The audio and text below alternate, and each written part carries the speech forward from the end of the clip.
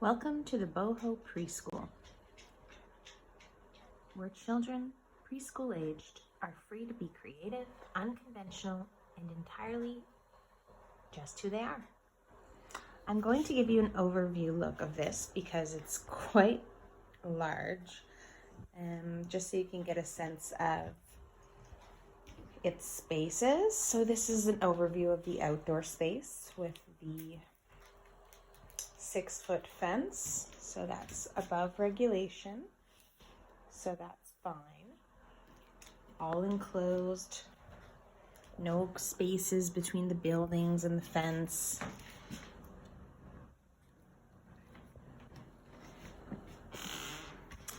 We have our play structure built around some trees.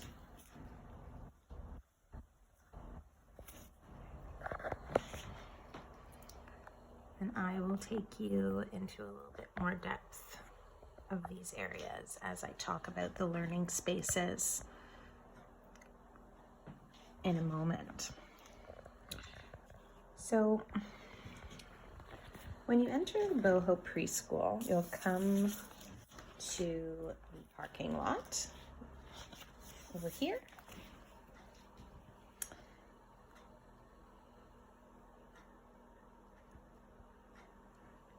Here at the Boho Preschool, we have many learning centers, both indoors and in our outdoor play space, where children are encouraged to be as artistic as possible and to foster a love of creativity, which is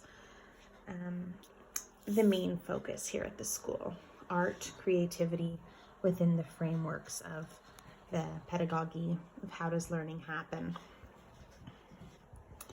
So just give you this, oops, my guitar's fallen over.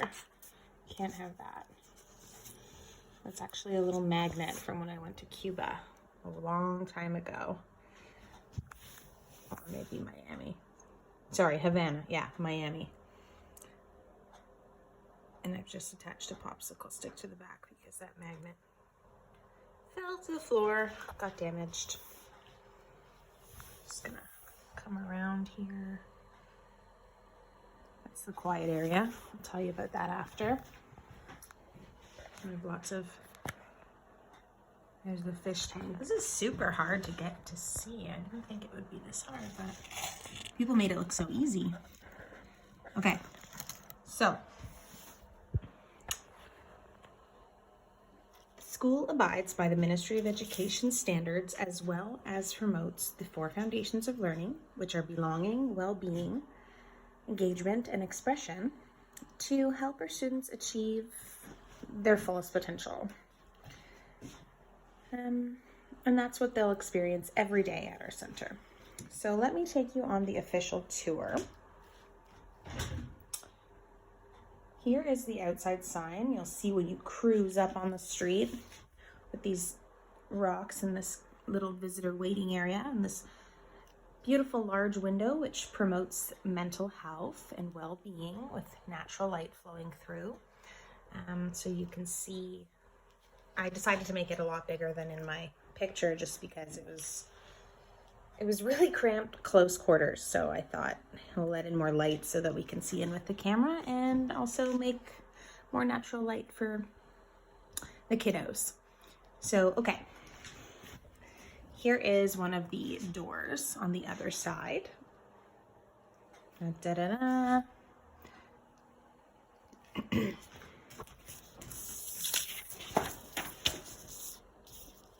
And then here is where the parents come in. Now this gate is kept closed at all times. The parents will drop off their children outside because they have to experience an hour of outdoor play in the morning upon arrival, as well as another hour in the afternoon just before pickup. So outside, as you can see, there are a number of learning centers, most of which can be found inside as well. You've got your hand washing station there to promote health and well-being. Children can express themselves creatively by finding different natural items to help in building the fairy garden. Check this out. my lovely art skills. That's supposed to be like a little knot hole in the tree, but my trees are anorexic and that's the best I could do. Bone meal, anyone? Maybe a little watering can? My mother gave me this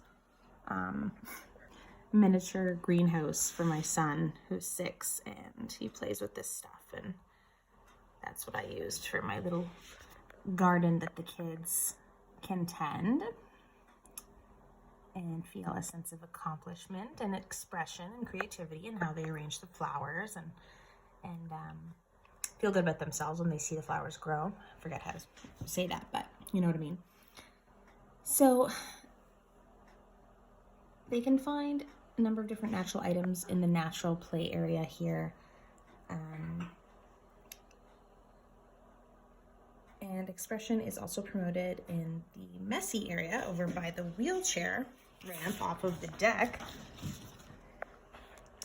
Here's the deck with, they hired a shoddy carpenter, I guess. Their door is kind of just hanging off of its hinges, but okay, so here we have the deck. I'll give you an overview made by popsicle sticks. Children can express themselves visually with painting and drawing materials, and then hang them up to dry on the little rope drying rack there right by the window. And all the paint and drawing materials are stored, actually, this is going to be hard to show you, but let me zoom out. Right under the deck, it's really hard to see, but there is 2 cupboards. I thought one could be for like balls and things, and one could be for, oh, there you go. You can see the door, the handles on those 2 cupboards. They're closed right now, and some lovely hot glue from the glue gun. Sorry about that. Yeah, so paint materials, ball storage, sports, science things like bug catching supplies can all be stored under there to promote inquiry and discovery. There's a little, it's supposed to be a lilac bush, but it's kind of blue, just off the stairs there. So children can communicate their feelings through these visual arts and hangings on the drying rope. As we know, expression also happens through communication. Verbal communication happens in the sandbox here. This is supposed to be, anytime you see cardboard or popsicle sticks or toothpicks, that's supposed to represent wood. So, yeah. So lots of communicating happens at this little fun group area. The sandbox is kind of like, if you do childcare, you know, it's like the mecca for children to explore in small groups around the sandbox, chitty chat while they play. They can express themselves through music on the funky xylophone that's supposed to be a xylophone on the musical wall behind the sandbox. They can express themselves musically on that, which is also right next to the large chalkboard where kids can practice writing, communicating through drawing, and the chalkboard as well as the playhouse in the center. This one, oh, I wish I could move this. Okay. Those 2 things are prime role-playing spots. The kids can play teacher at the chalkboard, promoting math and literacy and things they've seen on TV or even in their preschool class. And they can wash their clothes or cook in the play oven or the washing machine that I've put inside here, if I could just get to it. It's made out of clay inside. OMG. I did not think this deck out very well when I was thinking about. Okay, anyways, you're just gonna have to trust me. They're in there. There is a little clay washer and a little clay stove that's supposed to be wooden. Yes, so where was I?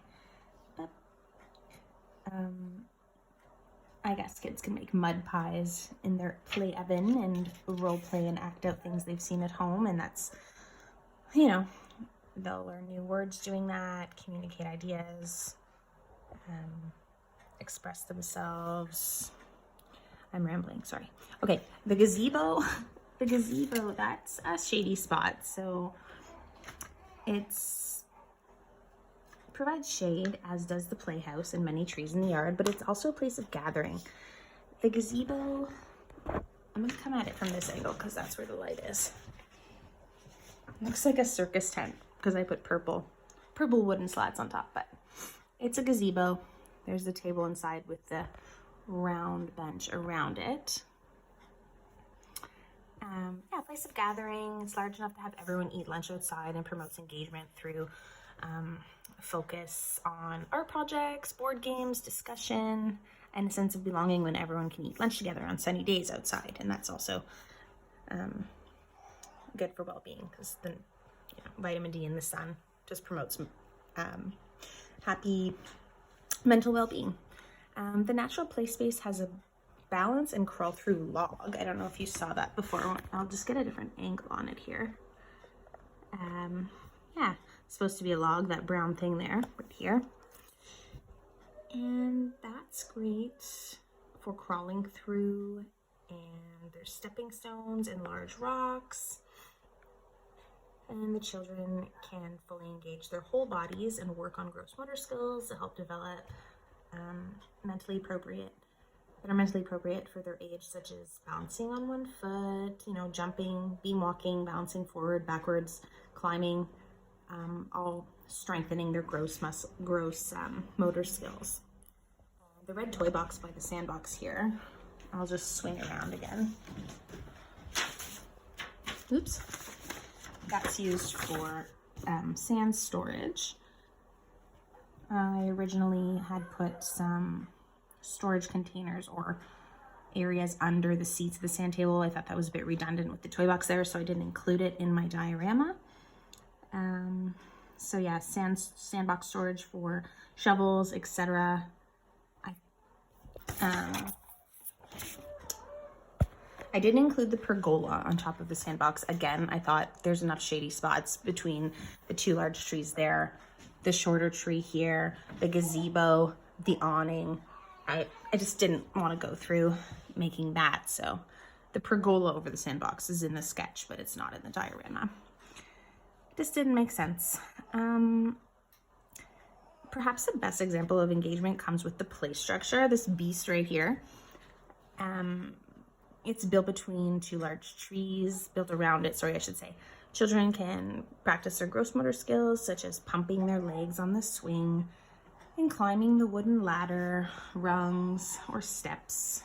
It could be either in real life. And, their arms and shoulders muscles could be used when they climb that ladder. There's a railing that goes all the way around. There's a telescope for more imaginary play and role-playing, engagement. You can engage with their peers in imaginary play or by themselves. Okay, this is tricky. I'm gonna have to zoom a bit.